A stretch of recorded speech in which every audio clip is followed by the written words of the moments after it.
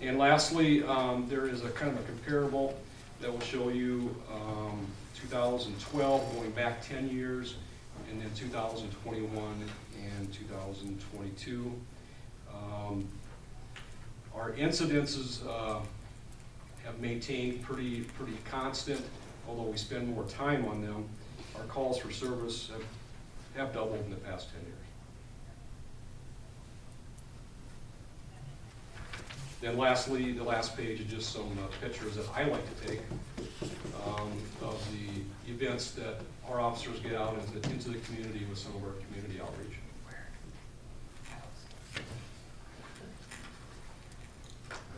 I really hope the paper or someone picks up on at least page 8, the one that shows the amount of warnings versus citations. I know I get a lot of negative comments on posts on Facebook about the Mars police stop and everybody, and it just really shows that for the most part they're getting warnings. They are getting, our objective is compliance. It's not to generate revenue. Yeah. It's compliance, and if they feel comfortable that they can get that through a warning, then that's what we'll get.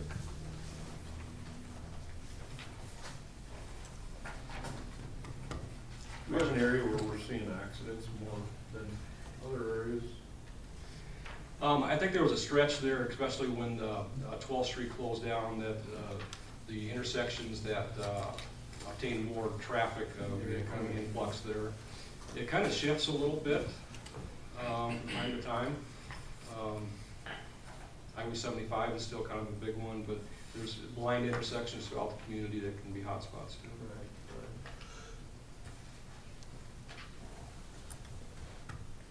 Thank you. Yep, thank you. Thanks, Gene. Thank you.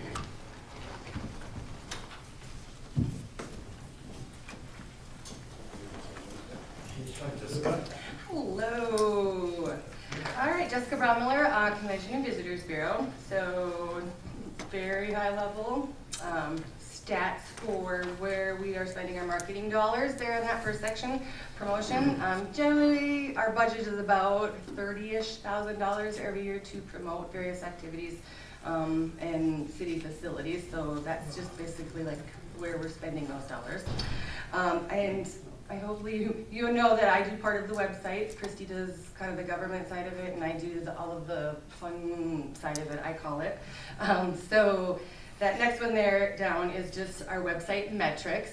So we do get quite a bit of traffic to the website, which is great. That kind of see where it started there. I always like to see what it is that people are interested in when they're looking at our website. So this last year we went from a software called Piwik that was built into the back end of our website to Google Analytics. So for the first time I've been able to see actually how much traffic went to the public library. So they are actually the #1 searched or used portion of the city's website. They've built in the library piece of it this year as well. So very interesting, especially if you guys are big supporters of the library. The police blotter, always high on the list. So people are nosy and want to see who's doing what they shouldn't be, I guess. I don't know. And then huge numbers this last year for the Willow Creek Golf Course as well. So that's what people are really looking at the most on the website. Then we also, our social media channels, we have Instagram, Facebook, and Twitter. I also maintain those.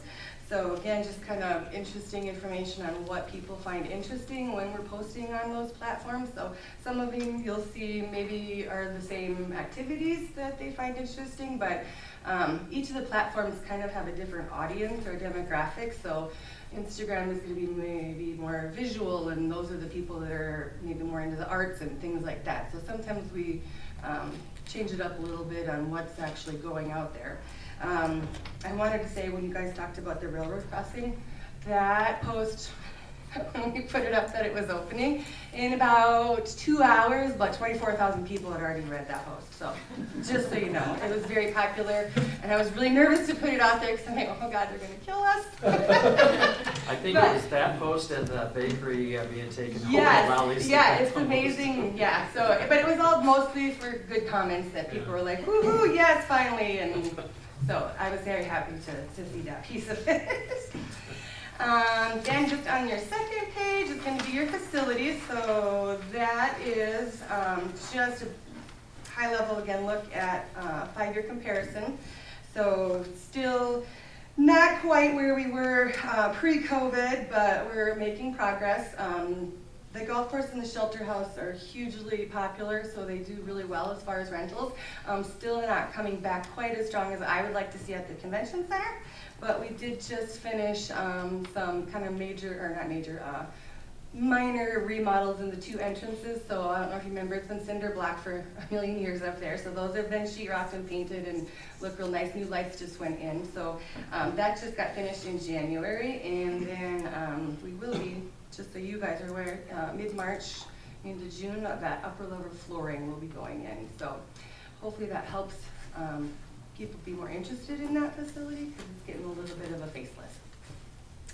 So we did last year, as you can see there, 274 events were in those facilities. So that's everything from a 2-hour meeting to a 9-day training class. So, and then just the breakdown there for each of them.